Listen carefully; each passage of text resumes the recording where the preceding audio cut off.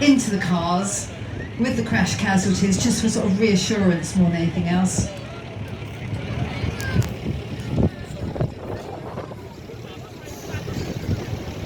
So once again, we're going to be having Pevensey taking centre stage. Pevensey are an on-call fire station in Pevensey village.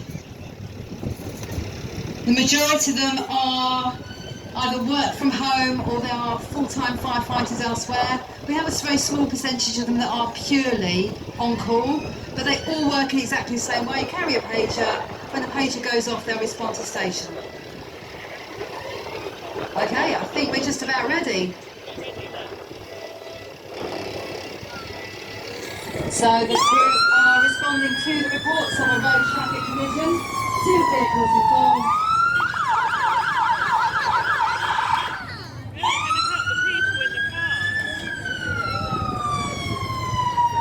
So on a roadway, when the appliances arrive, they will create what we call a position. So basically we're using a fire appliance to protect the scene of the incident, to prevent any further appliances, or sorry, any other vehicles from going into the crash scene. Obviously we can't do that today, but you can see, for those that have got their vision obscured now, you can see on the big screen close-ups of what's going on in the vehicle. So as you can see, it might have looked like the crews were doing a bit of a victory lap before they even started, but the purpose of that was so that the incident commander on the front of the fire appliance could get a good idea of what they were potentially dealing with, and already that incident commander is starting to formulate his or her plan as to the best way of approaching this incident. For today's demonstration, our incident commander is Watch Commander Lois. Lois, give everyone a wave. She's one in the white helmet.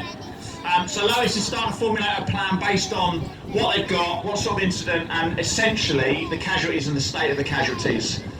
We will always work with 2 plans, so believe it or not, our second plan is the one we tend to go with, so that'll be a proper, full creation of space and an extrication of the casualty. We also have to have a backup plan, but that backup plan needs to be in the case of any casualties deteriorating to the point of needing to get them out really quickly. So we need to be able to access those vehicles as quickly as possible if necessary. Having said that, the key role for us is to take what we call a casualty-centred approach. So everything we do is based on the well-being of those people in that vehicle. So we will make, as you will see, the crews will start chopping the car up and making holes in the car to enable us to gain access and our colleagues from the ambulance service to gain access. But we'll always make those holes to fit the casualty rather than trying to squeeze the casualties through the holes.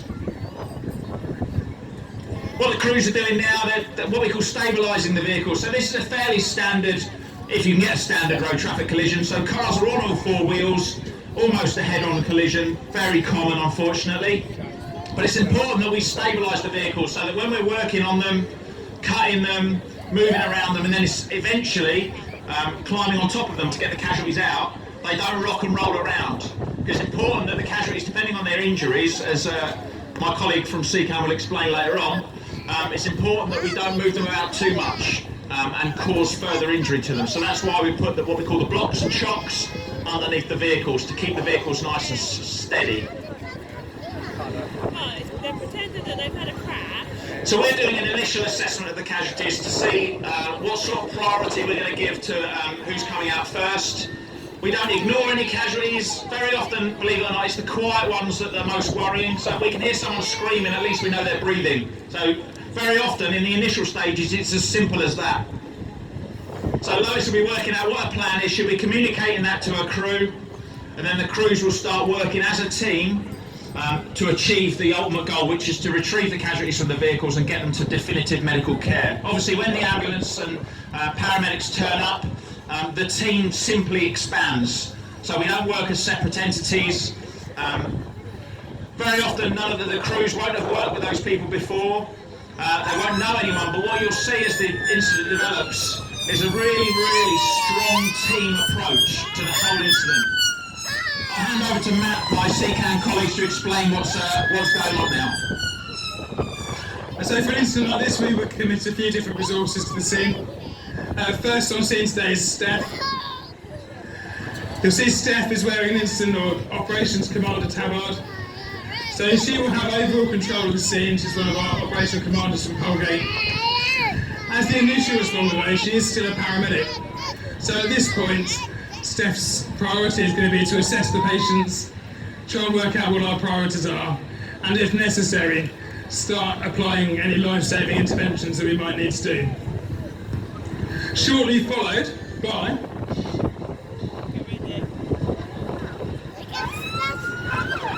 critical care paramedics. So we have specialist paramedics in SEACAMB, both in critical care and urgent and emergency care. They have a few more tools that we can use.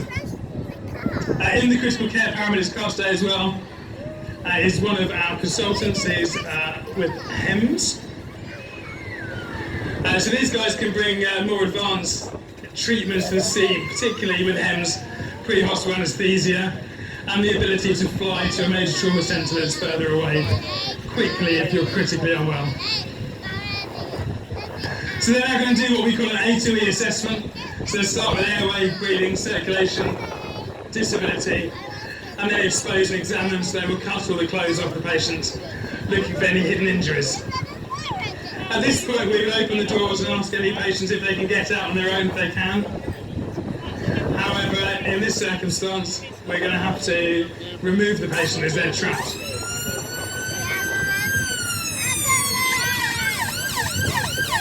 So what you can see the fire crew's doing now is they're getting the cars ready to start cutting into them, essentially, to start making those spaces to retrieve the casualties from. Now this is a really controlled process. Obviously with modern technology, safety systems, airbags,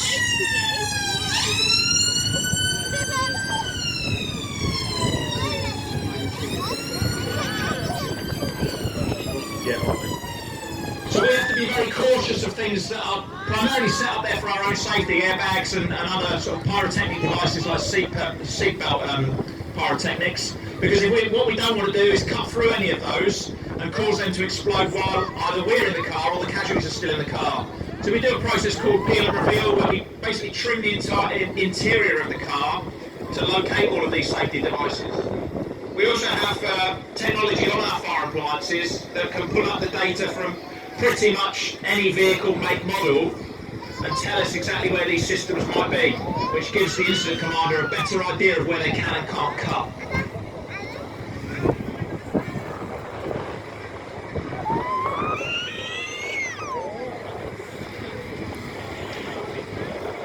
For those who are quite close, you can probably hear the power, what we call a power pack in the middle of the arena that's been fired up. Essentially that's just a motorbike engine, and that powers the hydraulics which power the what we call the jaws of life, and the cutters as well.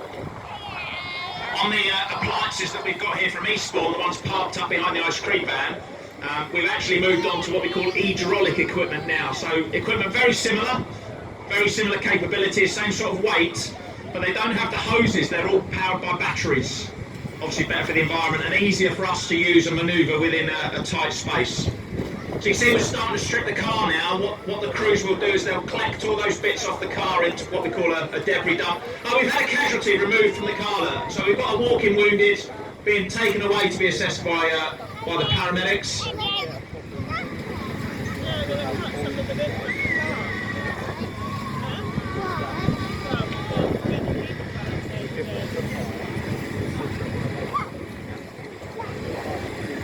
So just as the crews are working, I've just been given the nod that the Everest challenge has got about 3 minutes left.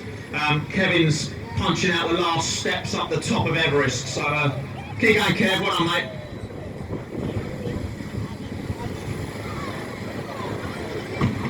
Yeah. What's the view like, Kev? All right. Same as 7 o'clock this morning, yeah.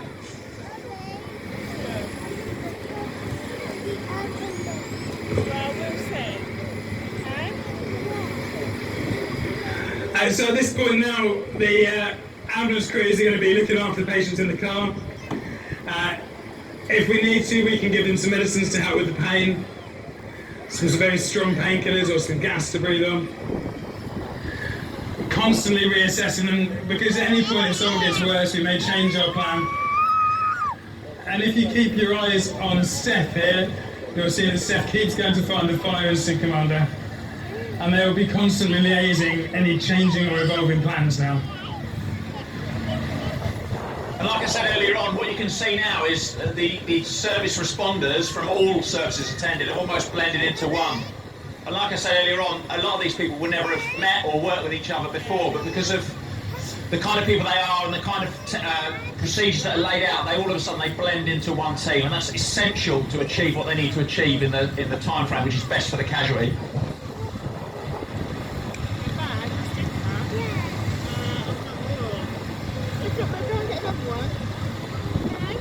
So you can see we've already removed 2 of the doors from the blue car, which is where the most severely injured casualties are. So the decision's been made that we need to bring these casualties out ideally on a flat board. So Kev's got 3, sorry to interrupt, but Kev's got 3 floors of stairs to do now, which is about 40 stairs, so he's very near. Not that there are stairs up Everest, obviously, but...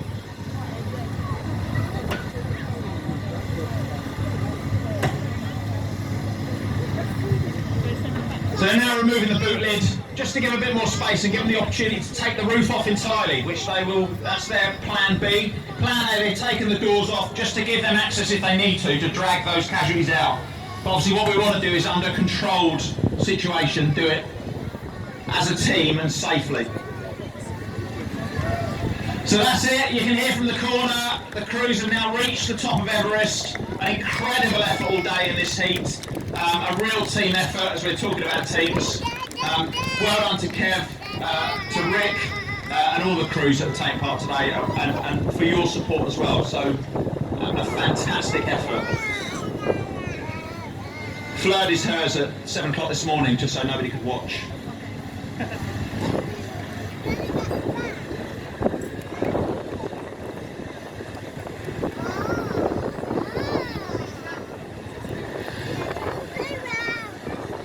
So what you can see now going on is a multi-agency briefing. So we've got the representatives from HEMS, we've got Steph, we've got other paramedics and the fire service all getting together to make sure that they understand what the brief is, understand what the plan is, understand what the hazards are. Because what the fire service might see as something dangerous, the paramedics might see something different as dangerous. So it's good that we get all of us get our heads together so that collectively we all operate in an extremely safe or as safe as possible environment. This is really unnerving for the casualties as well. I mean, not only in this sort of simulation scenario, but particularly in real life with all the noise and what they've been through. So it's really important that the crews will, obviously you can't hear it, but the crews will constantly talk to the casualties to reassure them, explain exactly what's going on. That communication is ongoing throughout the entire incident, just to reassure them that, or to get them out in the best condition that we can.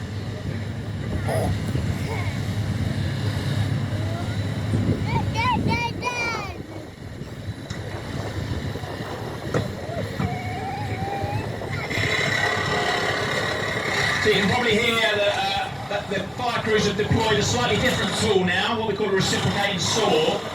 Essentially it's a battery tool like you would have at home, which is slightly bigger. We have a large range of tools obviously available to us depending on the situation. Sometimes it's as simple as unbolting doors or unbolting boots with just a spanner. Impact drivers, battery saws are all the way up to our cutting gear and jaws of life. And the crews are trained in all of these areas, both whole-time and on-call crews like Pevensey, trained constantly in this equipment so that if, and unfortunately they do need to deploy them operationally, that they're absolutely confident with what they can do and what the capabilities are.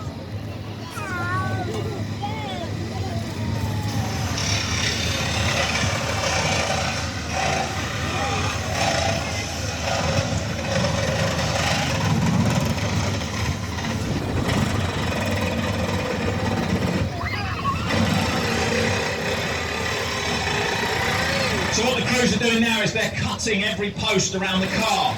We always leave the last cut, or it always clutches some casualty, so that when we're ready to take that roof off completely, the last cut is the one that's closest to the person in the car. So we get everything else prepped and ready first, all the glass is taken out, seat belts are cut, even bits like rubber trim, can keep that roof attached to the car. So all of that needs checking before they get into a position where they can just lift the roof clear and offer the most access they can possibly get to those casualties.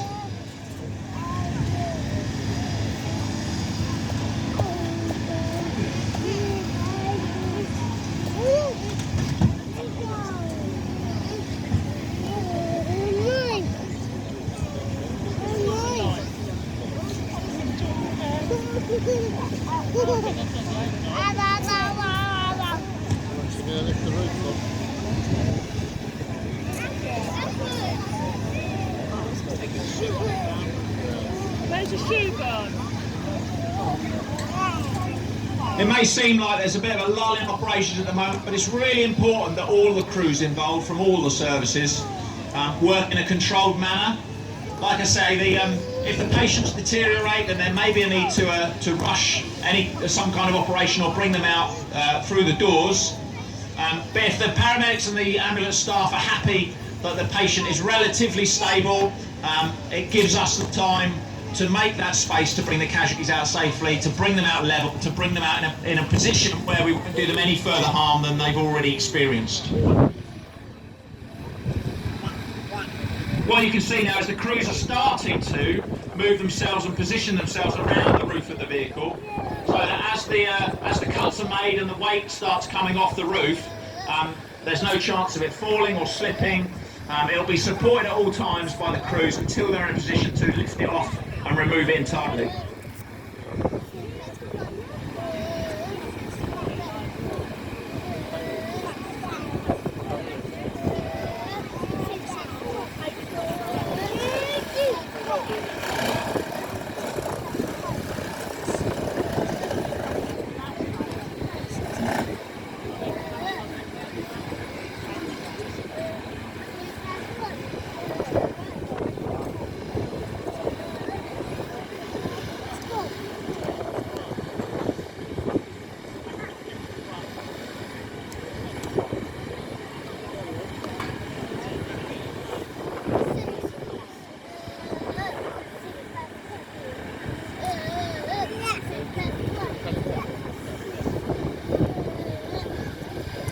Once again, you can probably see just how much personal protective equipment we wear when we go to incidents.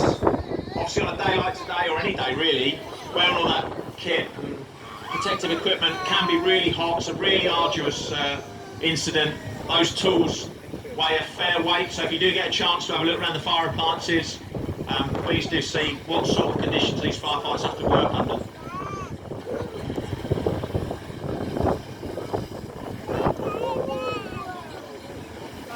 So you may be feeling as though this is taking a little bit of time.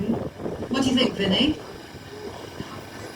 So, and the reason why is because actually this is probably the most critical and most dangerous phase of the extrication, and that's because of where they're cutting and why they're cutting. So protection of the casualty and the crew and all the co-responders, it is done very meticulously. So there's our roof removal.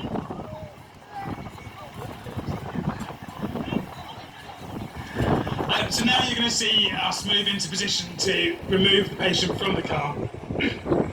I think this is the point where you'll see the best teamwork between both the ambulance and the fire now. So from this point forwards, whoever's holding the head of the patient is in control. It doesn't matter if it's a doctor, a paramedic, one of our support workers, a firefighter. From now on in, control passes from whoever's holding the head. So you see the long board starting to be slid right down behind the patient. And control of the head is likely to change person 6-7 times as we go out. We now need to get the board in behind them, tip the board back and slide the patient up the board at the same time. So there's going to be hands all the way up the board, hands on the patient to slide them, but also people at the back of the car to receive this board as well.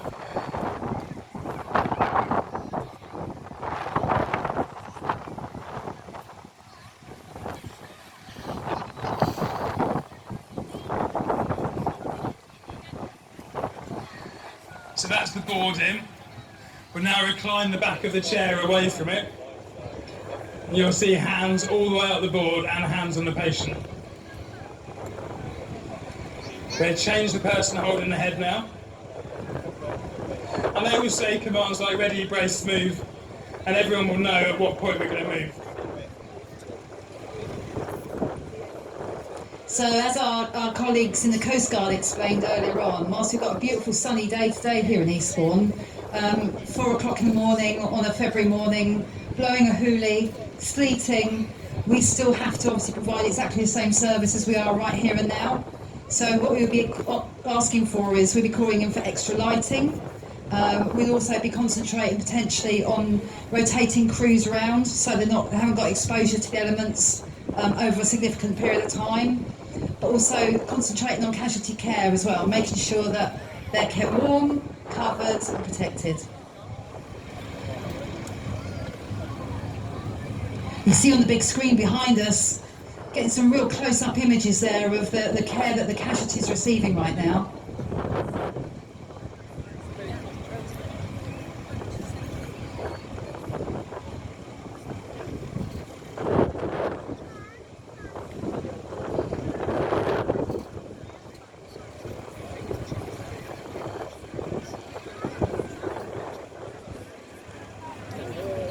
You can see some of our crews are getting in really awkward positions there. We do train our staff for manual handling, but as you can imagine, we cannot train for absolutely every eventuality.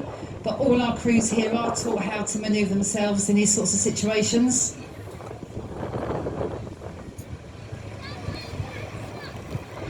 That's the board out the back of the car then. It's now going to be placed on the stretcher, which has got a vacuum mattress on top of it. We don't transport anyone on those boards, they're purely for extrication. So they'll now be removed from the board using what we call an orthopaedic scoop stretcher, which is the bright yellow stretcher that comes in 2 halves. So the team will now form up along one side of the patient so that they can gently roll them onto their side just by 30 degrees and slip this side of the scoop stretcher under them. And then we just do exactly the same on the other side. We can then lift the patient straight off that board without any more movement. They can be transported on this orthopaedic scoop stretcher to the hospital. It's X-ray translucent so it can go through a CT scanner. Or if it's a long journey, we can remove the scoop stretcher and leave them just in the vacuum mattress, which is full of small polystyrene balls like a bead bag. When we suck the air out of it, it goes rigid and forms up around the patient, so it keeps everything stable and contours the body for a long journey. As I said, from here, our nearest major trauma centre is Brighton, or for more significant trauma, you may end up in London.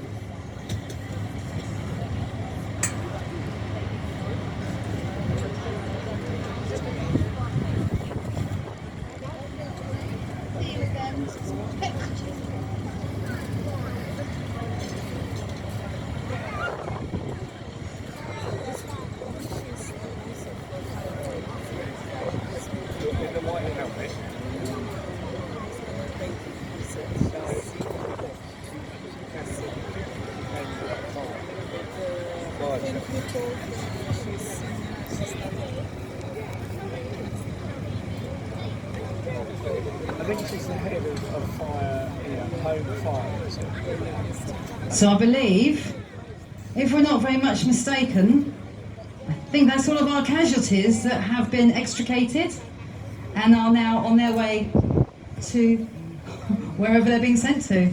Probably Brighton from here, I think. Is that our local trauma centre, isn't it, Brighton? So Hastings is a trauma unit, but for major trauma like this, it'd be Brighton.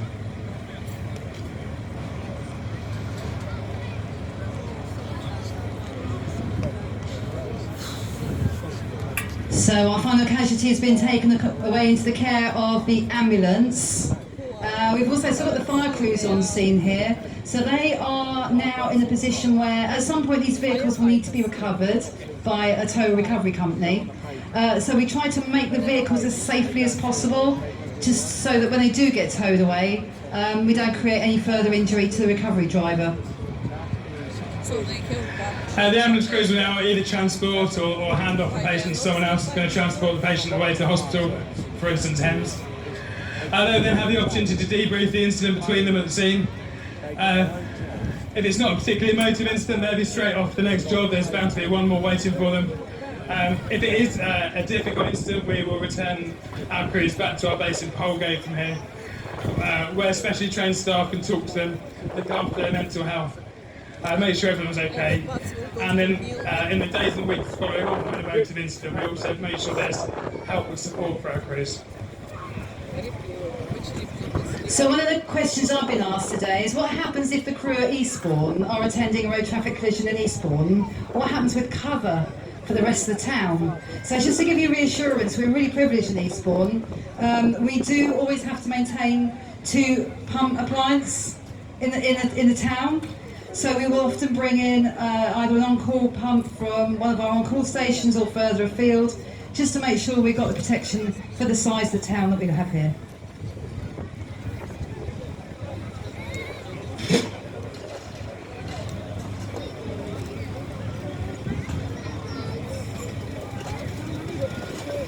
So Eastbourne offers its 24-hour, 7-day-a-week shift system. 66 crew at Eastbourne Fire Station. 44 crew, I knew that. This is one of my stations, I should have known that. Stop laughing. My team are laughing at me. So we have 44 operational crew at Eastbourne. We also have a station manager and support team as well in place to support the operational crews. 4 watches, red, white, blue and green. Working the shift system. Yes, I can remember that, Finny. It wasn't that long ago I was on shift.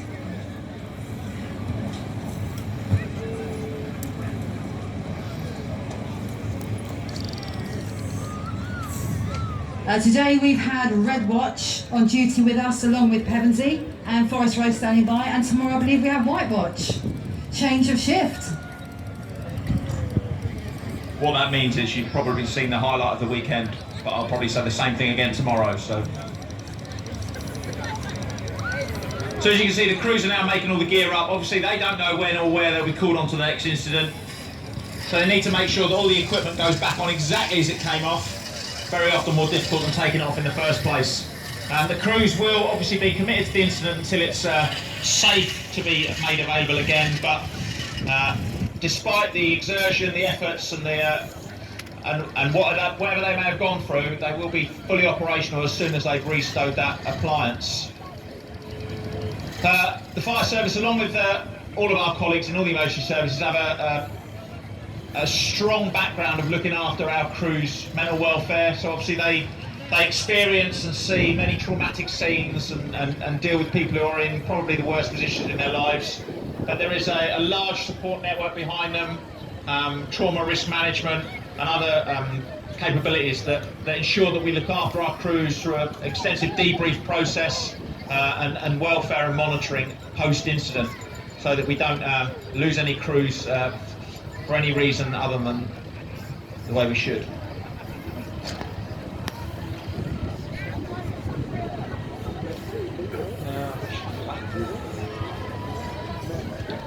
So just as they put the last couple of bits on the appliance, just from me, thank you very much for your attention this afternoon. I know it's the day's nearly done, so thank you for hanging on and watching these crews demonstrate all of their capabilities and all of their abilities across the services. They really appreciate it. If we could just show our appreciation for the crew from Pevensey, our colleagues from SEACAMB.